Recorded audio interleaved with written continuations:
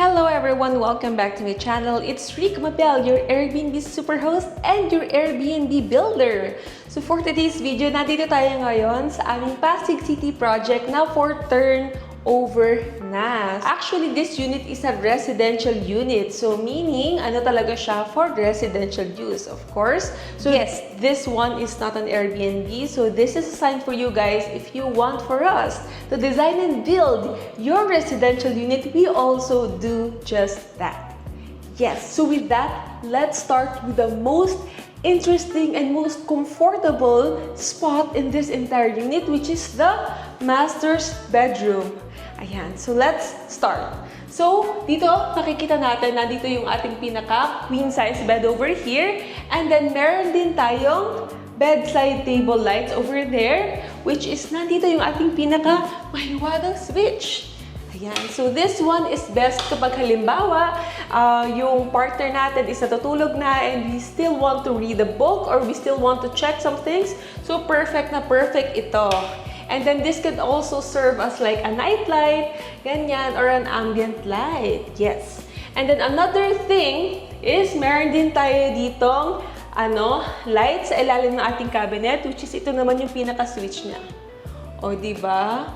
Another thing is, ang pinakamaganda din dito sa feature na to is, if you slow click this, ayan, nag-didim yung ating pinaka-light.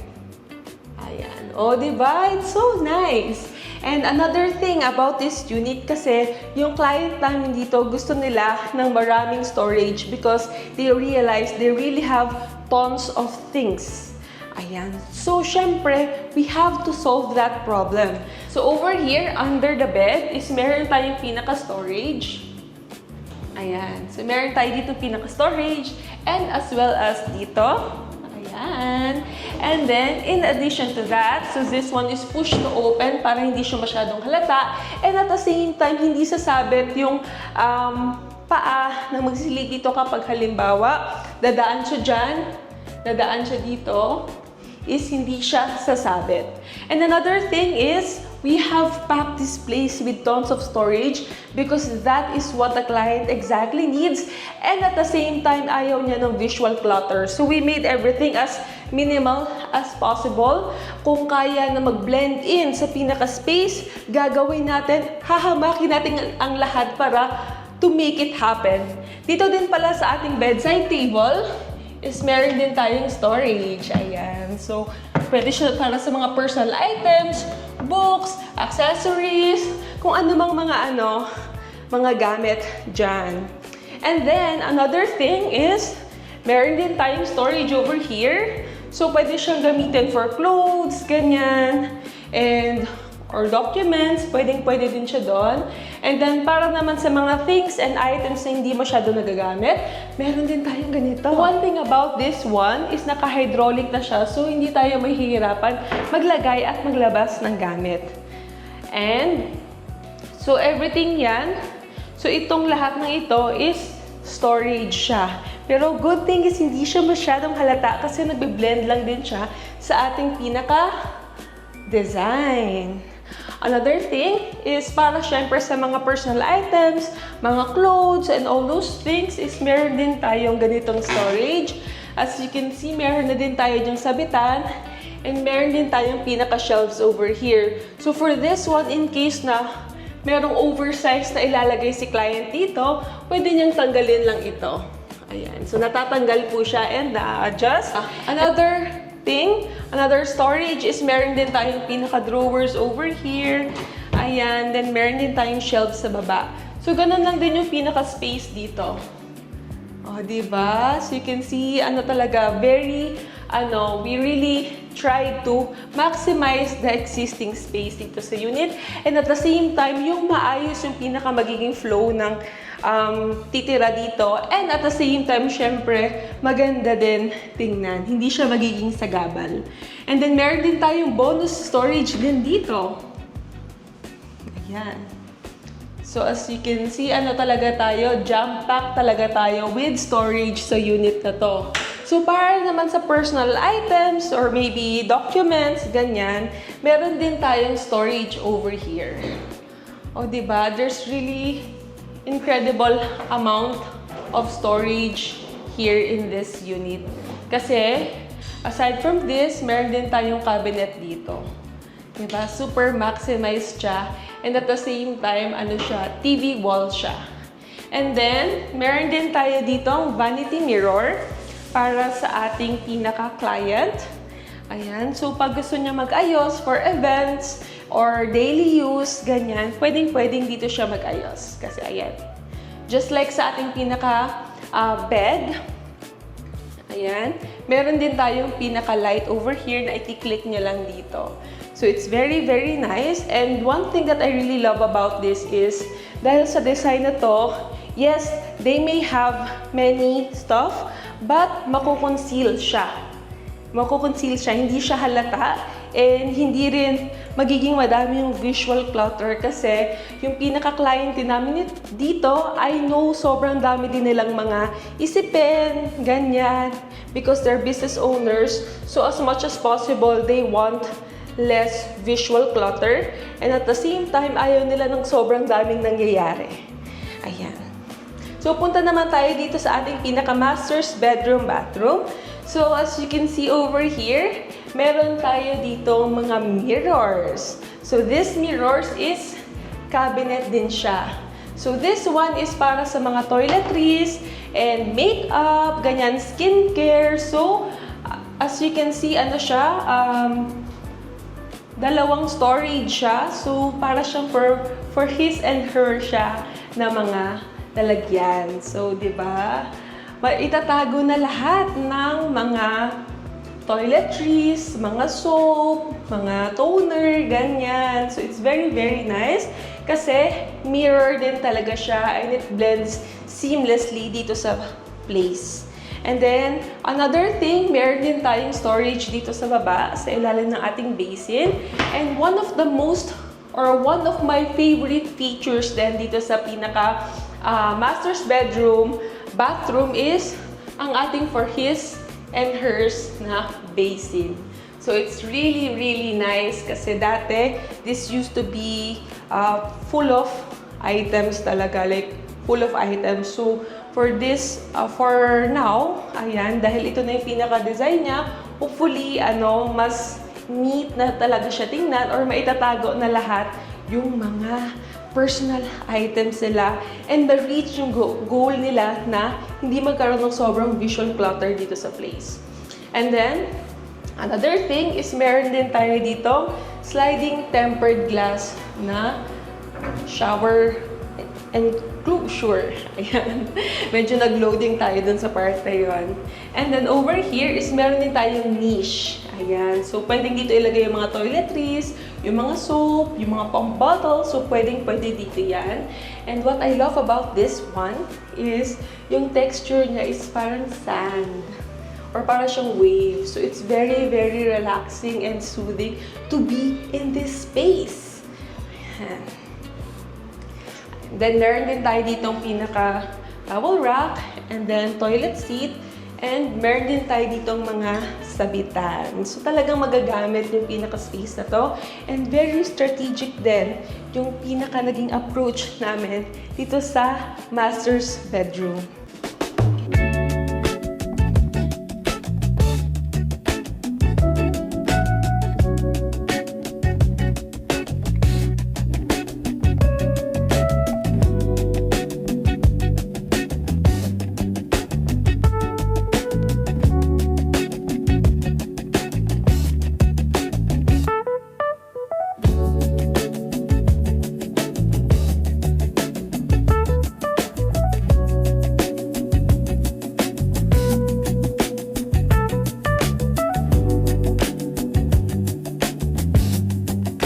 Punta naman tayo dito sa ating children's room, which is also one of my favorite room here inside the unit.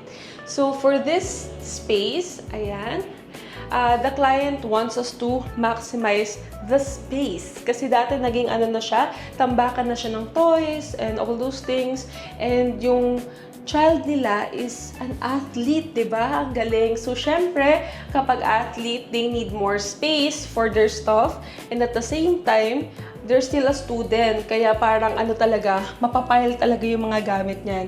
So what the client want us to do sa space na to is to really maximize it, na to the point na they can still accept guests here or like sleepovers, ganyan, with cousins or di kaya with playmates, teammates. Ayan. So, yon.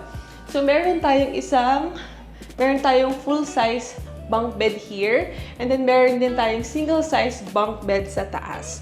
So, unahin ko muna dito sa baba. So, meron din tayong mga storage over here. Ayan, di ba? So, para siya sa mga personal items ng mga kids. Ayan. Ayan. So, tatlo yung pinaka-drawer natin dito. O, di ba? And then, dito naman sa taas is meron din tayong storage dyan. Ayan. So, yung pinaka-storage naman natin dyan is swing up naman siya. So, para pwedeng dyan ilagay yung mga items na hindi masyadong ginagamit ng kids. Ayan. And then, meron din tayo dito. Ayan. So, pwedeng dyan ilagay yung mga items nila. Hindi ko lang siya about right now, pero yes, pwedeng dyan ilagay yung mga hindi masyadong ginagamit. And one of the coolest feature of this one is it's not just stairs, it's not just a simple staircase, kasi meron din tayong storage dyan. So, as you can see over here, meron tayong sabitan ng mga clothes ng mga kids, ganyan. And also, lagayan ng kanilang mga gamit. So, it's very, very, optimized. Ayan.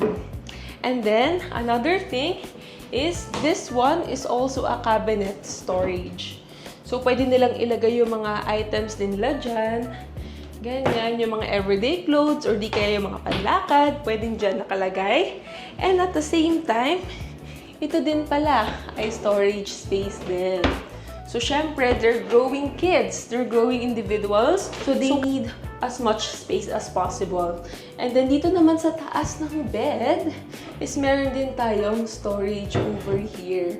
Diba? So, this space is truly optimized. So, we specifically placed a storage dito kasi if, halimbawa, full-size bed yung nandito, ang mangyayari is, pwedeng mag-roll yung kid, and then baka mamaya pagbangon niya bigla siyang maumpog dito sa pinaka-beam. So we don't want that to happen.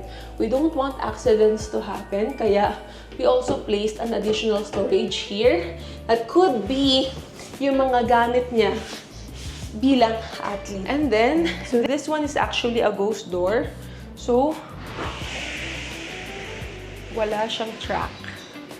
Ayan, it's a really cool feature kasi wala na siyang track. It's one of the latest technology in the market right now. And ganito lang siya ilalock. Ayan, may knob lang siya dito. Ayan. So, nakalock na siya. Diba? Hindi kita. Hindi kita. Diba? Mayroon pa ding sense of privacy. And at the same time, ang cool lang at ang linis tingnan dahil wala na siyang track. Ayan. Punta naman tayo dito sa pinaka-maid's quarters. So, this one is actually very compact.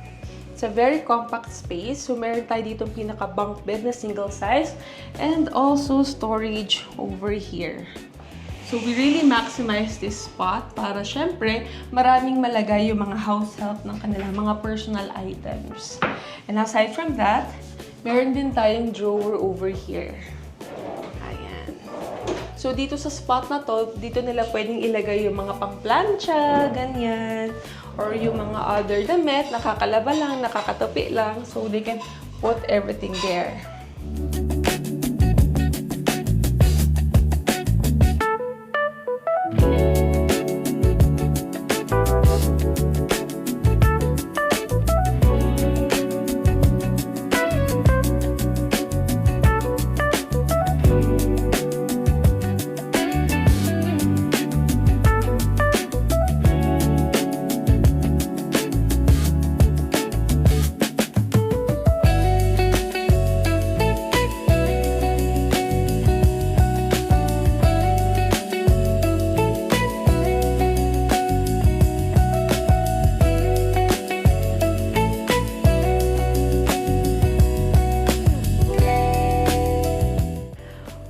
Alright, so punta naman tayo dito sa ating pinaka-living area, which is also one of my favorite spots dito sa kanilang unit. So as you can see, ito yung ating pinaka-entertainment wall dito. So what's really great about this entertainment wall is if because gusto bigla ng client na, okay, gusto ko muna mag-socialize muna kami with my family or with my friends, ganyan. So wala muna tayong screen time. So what she can do is, she can just conceal the TV. Ayan. Ayan, so pwede lang niyang i-conceal yung TV, and as you can see, meron tayo ditong mga display shelves, which is also really great kasi it could showcase yung pinaka-lifestyle and also yung pinaka-milestones ng kanilang family. So aside din pala dito sa ating pinaka-cabinet over here is meron din tayong concealed storage over here. So it's not just here, hanggat dun po siya sa pinakadulo ng ating entertainment wall. So yung mga gamit-gamit nila, ganyan. So pwedeng dyan nakastore lahat, diba? Ang galing kasi we found a way on how we can maximize the space and at the same time yung function nung unit. I mean, nung pinaka-living space.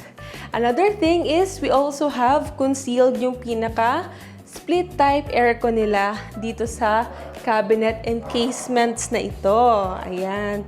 So dito sa mga encasement is this one.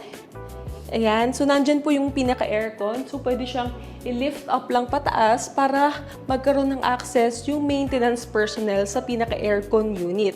And then ito namang dalawa, so this one and that one is ano naman siya, kumbaga nabubuksan din talaga siya para in case may gusto pa silang store na mga items over there is pwede pa din nilang gawin yon.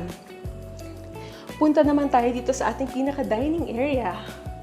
So, ito yung ating pinaka-dining area dito sa unit na ito. Hindi pa complete yung mga chairs. So, meron pa kaming i-assemble na additional chairs dito sa apat na to. So, as you can see, meron din tayo ditong storage cabinet. So, yung pinaka-storage cabinet natin actually is primarily para sa mga maleta, yung mga items na hindi masyadong nagagamit. Ito yung pinaka-perfect storage for it.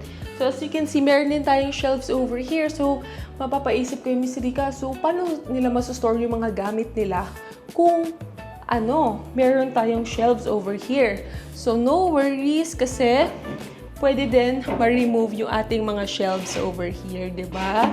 So, it's really, really nice kasi, kumbaga, na-maximize din talaga natin yung pinaka-space. And another thing din pala is, we also have a pantry cabinet over here, o, di ba? So, talagang mamamaximize talaga yung pinaka-storage natin dito. Ayan. So, super laki ng ating pantry cabinet.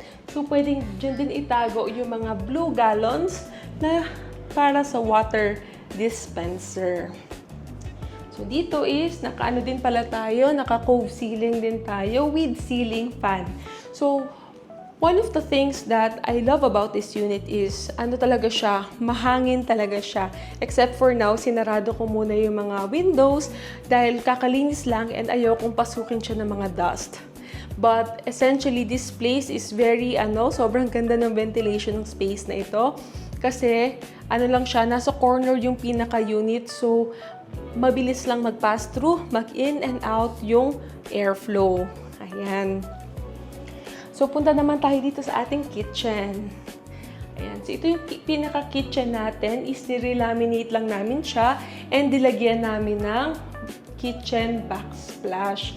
And also, itong under cabinet lights. So, pwede siyang i-off, pwede siyang i-on, pwede din siyang i-dim. Ayan, diba? Na-dim na siya. So, it's really amazing. Oops. Ayan. So, i-long press lang natin para bumalik yung intensity niya. Ayan. So, nothing much has changed dito sa ating pinaka-kitchen. Oh, by the way, we also changed the countertop and itong pinaka-faucet over here. And ayun, ito yung ating pinaka-countertop na ngayon, color black. Ayun. So, I-explain ko din yung feature nitong encasement natin dito. So, ito yung ating pinaka-encasement dito. So, this is made of aluminum by Rica Glass. Ayan. So, itong pinaka-storage natin dito is, meron siya para sa mga laundry essentials. So, pwedeng dyan nakalagay lang lahat ng pang-laundry. And, at the same time, ipakita ko din ito sa inyo. So, dito, isasabit yung mga cleaning materials or yung mga broom, yung mga mop. So, pwede siyang dito nakasabit. And, syempre, siguro maisip natin, wait, hindi ko abot yan. Or parang, ang lalim naman yan. Worry no more kasi na-open din siya, di ba? So, mas accessible na or mas madali nang maglinis. And, dito naman sa baba is nandyan na yung ating pinaka-washing machine. So, one thing that we noticed when we first entered this unit, nung nagsisimula pa lang kami, is parang pagpasok ng unit, ang focal point na is yung washing machine. So, we wanted to find a way on how we can conceal this washing machine kasi syempre, this place is gonna house so many visitors, so many guests, and so many beautiful memories is gonna get created in this place. So, we want to make it special. So basically, what we want to happen is, syempre, yung mga bisita ng aming client is ma-delight talaga sila and mag-leave ng lasting impression yung living space ng aming client sa kanila. I just hope hindi kita yung pawis ko, no? Kaya nilalayo ko yung camera. Ayan. So, punta naman tayo sa our last spot, which is yung bathroom. Ayan. So, buksan na natin. So, ito yung ating pinaka-common bathroom. So, as you can see, para lang din siyang same nung ating master's bedroom bathroom. So, hindi muna ako tatapak dito kasi medyo basa pa. But, ito siya. So, meron din siyang niche over there. And then, lalagyan din siya ng pinaka-tempered glass over here. So, dito naman is, andito naman, just like sa master's bedroom, meron din tayong lagay ng toiletries over here. And meron din tayong light over here. And meron din tayong storage over here. Ayan. So, yung boards na ginamit namin dito is yung water-resistant boards. Or di kaya yung boards na hindi siya dulobo or mamamaga once na nabasa. Kasi syempre, alam namin, itong spot na ito is high contact with water. Ayan. So, one thing that I love about this bathroom is, ayan, so, ang first switch natin is ito. So, that one, yung pinaka-overhead light natin. So, as you can see, pag naka-off yung overhead light natin is yung niche, and ito yung may light. So, this one is super perfect kapag halimbawa, gabi na, or like in the middle of the night, and magsi-CR yung residents dito, or yung family members ng client dito. So, hindi sila masyadong silaw na silaw, di ba? Kasi itong lights na ito, it also activates yung exhaust fan. So, hindi talaga magkakaroon ng problem. Ayan. So, once na i-on ulit, ayan. Di ba? So, fully lit na. Hindi na siya yung parang, bawa, iihi ka in the middle of the night. Tapos parang, ang mangyayari hindi ka basta makakaihi or like, pagkaihi mo, gising na yung buong diwa mo. So, hindi na siya ganon for this one. Kasi, meron tayong other source of light na very soft lang. Di ba? And yung pinaka-tiles na ginamit natin dyan is also not a rough, hindi. Also, yung tiles na ginamit natin dito sa bathroom is hindi siya yung nakakadulas na tiles. Kasi syempre, our safety, the family safety is our priority.